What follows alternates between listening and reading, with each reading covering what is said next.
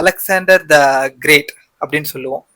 இந்த உலகத்துல முக்காவாசி இடத்த ஒரு காலத்துல பிடிச்சி வின் பண்ண ஒருத்தர் அலெக்சாண்டர் த கிரேட் அப்படின்னு சொல்லிடுவோம். அலெக்சாண்டர் அவரோட நேம். அதுக்கு பின்னாடி வந்த கிரேட்ன்றது எதனால வந்துச்சுன்னா அவ்வளோ எம்பையர்ஸா அவர் ஒரு பெரிய எம்பையரே உருவாக்குனார். ஸோ அதனால அவரை அலெக்சாண்டர் த கிரேட்னு சொல்லுவோம். அவர் தன்னோட சாகிற சுச்சுவேஷன்ல சாகிறதுக்கு முன்னாடி சொன்ன விஷயம், அந்த கண்ட்ரிலேயே ரொம்ப வெல்வர்ஸ்டா இருக்கிற ரொம்ப தலை சிறந்த மருத்துவர்கள் அவரோட உடம்ப தூக்கிட்டு போனோம். அடுத்தது அவர் இது வரைக்கும் சம்பாதிச்ச விலையுயர்ந்த பொருட்கள், அந்த செல்வம், அந்த மெட்டீரியலிஸ்டிக்கான விஷயங்களை அவர் கூட கொண்டு வரணும். சவப்பெட்டியில அவரோட 2 கையையும் வெளியே காமிச்ச மாதிரி வைக்கணும்.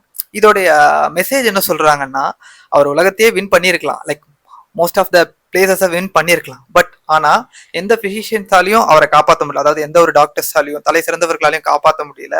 அவர் சம்பாதிச்ச அவ்வளவு விலை உயர்ந்த பொருட்களை அவரால் கூட கொண்டு போக முடியல. அவரால் எதையும் கொண்டு போக முடியல. அதை ஷோ ஆஃப் பண்ற மாதிரி அந்த 2 கையும் வெளியே வச்சிருக்கணும் அப்படின்னு சொல்லிட்டு சொன்னாரு.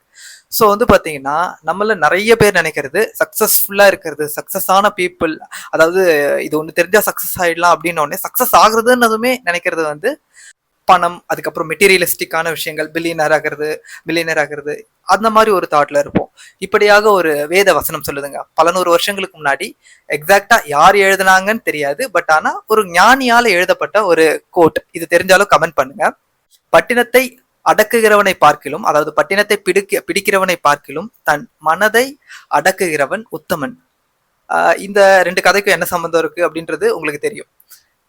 அதுல சொல்ல வர விஷயம் என்னன்னா, ஒரு நகரத்தையோ ஒரு கண்ட்ரியையோ போய் பிடிக்கிறத விட, அதாவது பிடிக்கிறதுன்றப்போ கேப்சர் பண்ணி அதை வின் பண்றதை விட, ஒரு நாட்டையே வின் பண்றதை விட ஒருத்தன் தன்னோட மனசை கண்ட்ரோல் பண்ணி அதை தன்னோட கட்டுப்பாட்டுல வச்சிருக்கான் அப்படின்னா அவன்தான் சிறந்தவன், உத்தமன். அதுதான் உத்தமம்னு சொல்லிட்டு அப்படி ஒரு ஞானி சொல்லியிருக்கிறாரு.